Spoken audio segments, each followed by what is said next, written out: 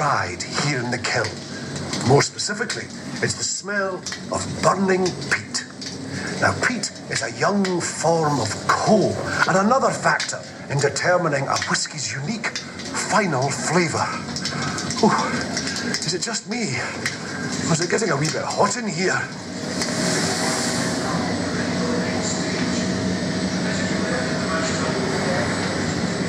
Oh, it's yourself. I was just having a wee breather. A bit like the malt here in the malt store, you might say. It's, waiting. It's biding its time, building up its strength a wee bit. Oh well, that's it.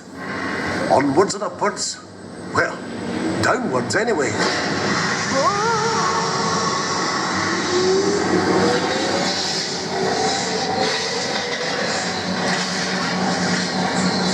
This is the milling machine. This is where the malt gets rudely awakened, crushed, ground and pulverized into what's known in the trade as grist.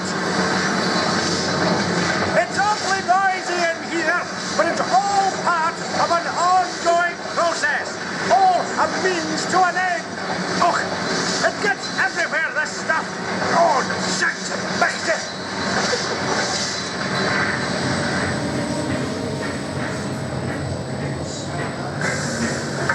This is the mash tun, a container where we mix together the purest Scottish water with our grist from the mill.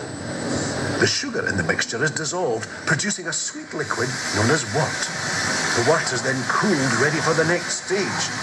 The residue left in the mash tun can be used to make animal feed. The wort might not look that special, but let me assure you, this will become pure liquid gold.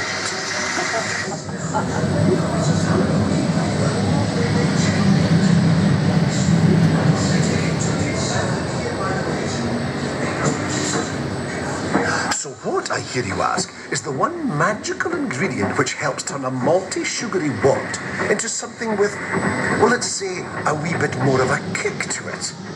Well, the answer is right here. This is yeast.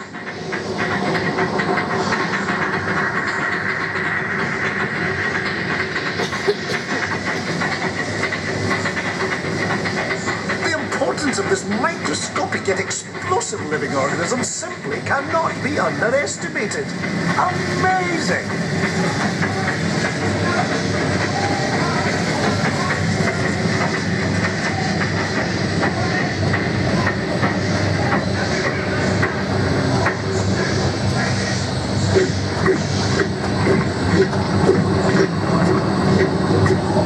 And this is where the magic truly begins. This is the washback, where yeast meets wort and sugar turns to alcohol in a process known as fermentation.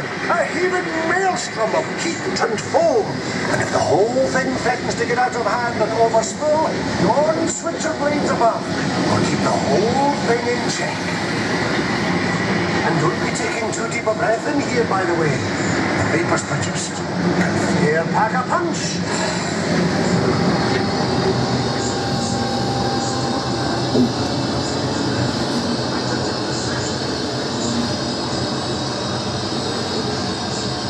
The alcohol content at this point is still too low and needs to be increased.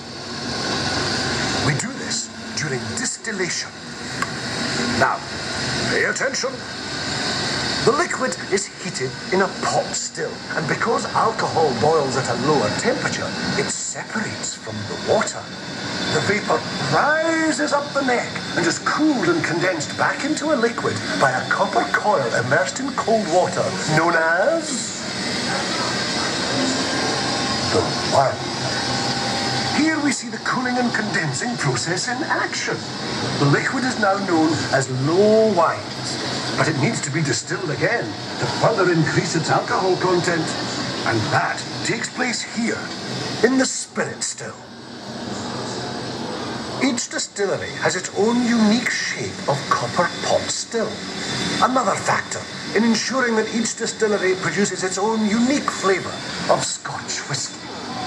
By now, the liquid is so strong strong, it has to be kept under lock and key by customs and excise. Here in the Spirit Safe, the still man weaves his magic by judging precisely when to send the first part of the run, or 4 shots, and the last part of the run, or feint, back to be distilled again.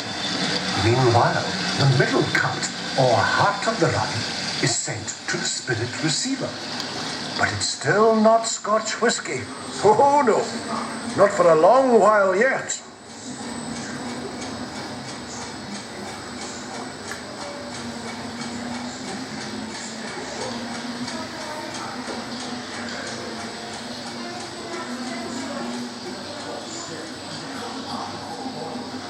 These casks won't see the light of day for at least 3 years, some not for 12 or even 50 years.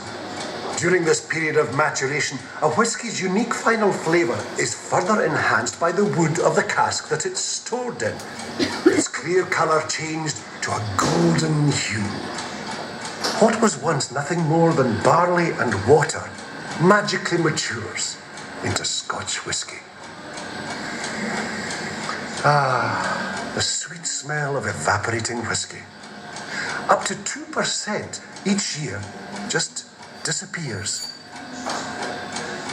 The angels share, they call it. Ah well, I'm away to join the angels myself.